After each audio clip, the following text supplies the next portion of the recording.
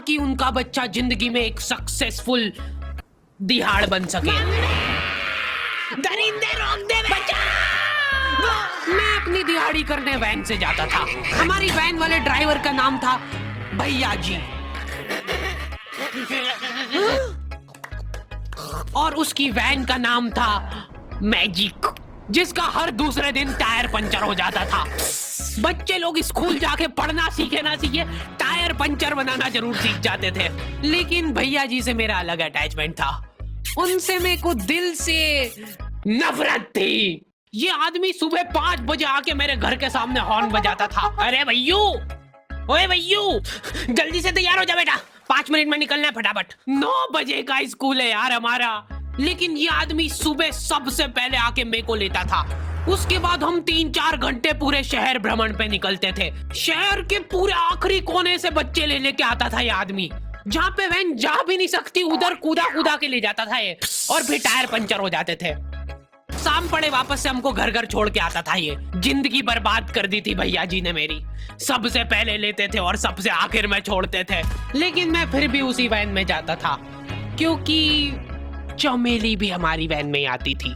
और बात यह है कि वो मेरे पास ही बैठती थी, मतलब मजबूरन। उसके पास और कोई ऑप्शन ही नहीं बचता था, और मैं बचाता भी नहीं था। मैं घर पे जाते से जो 2-3 घंटे मेरे को सोने के लिए मिलते थे, उसमें सोता नहीं था और मैं प्लानिंग करता था कि कैसे चमेली सिर्फ मेरे पास बैठे। चमेली सबसे आखिर में आती थी और मैं सबसे पहले सुनसान वैन में चढ़ के बस्ता अपने पास में रख के और फसर के सो जाता था।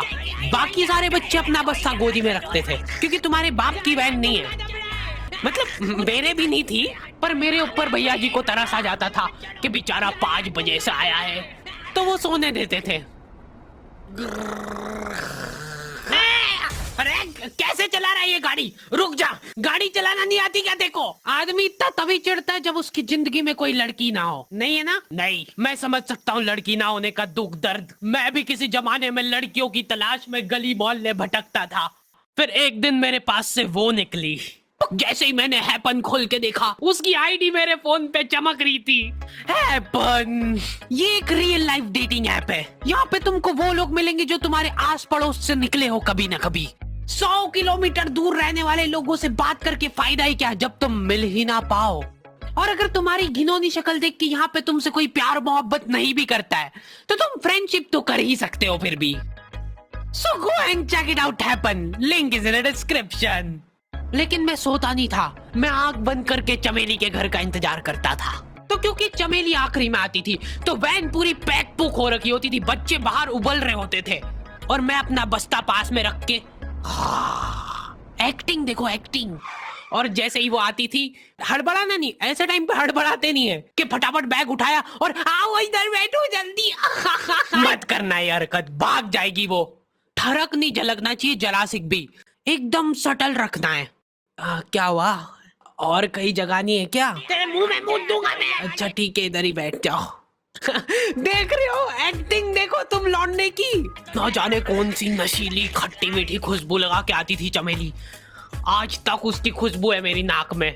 मैं वो खुशबू का पूरा मजा ले ही रहा होता हूँ, इतने में एकदम भभका बास आती है निकाह से। जैसे ही मैं बाहर जागता हूँ, मरा हुआ कुत्ता पड़ा है वहाँ पे। एक काली कार सूख करके निकली और मेरे बच्चे को मार दिया। कैसे करके निकली? शूक। ऐसे नहीं निकली थी, मैं यहीं पे खड़ा था, वो कार आई थी और जैसे ही वो बच्चा नीचे आया तब वो खड़ा, वो बच्चा चिल्लाया और फिर कार शूक करके भाग गई। उधर कुछ बच्चे ऑटो रिक्शा से भी आते थे स्कूल।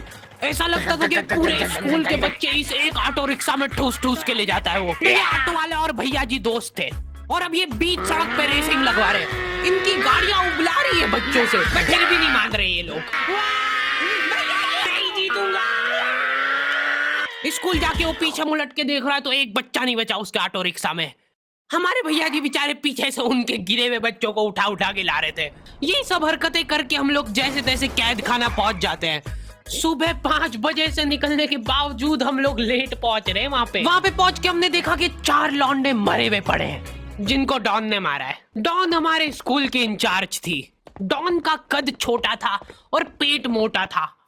और आश्चर्य की बात यह है कि समय के साथ उसकी हाइट कम हो रही थी, मतलब बड़े नहीं बड़े वो चलता है एक बार को, पर इसकी कम हो रही थी। डॉन बहुत स्ट्रगल करके कार से स्कूल आती थी खड़े होके, क्योंकि बैठ जाए तो उसको सामने की सड़क नहीं दिखती थी। वो अलग बात है, खड़े होके भी पूरा नहीं दिखता था। हर रोज 2-4 कुत्ते कुचलते हुए आती थी वो। फिर मेरे को समझ आया कि रास्ते में जो कुत्ते दिखे थे वो डॉन इस कैद खाने में छत पे बैठी रहती थी स्नाइपर लेके। कोई भी कैदी कुछ गलत गतिविधि करता हुआ दिखता था तो वहीं पे, मैडम इनकी लाश का क्या करना है? अरे ये तो आपको पता ही है।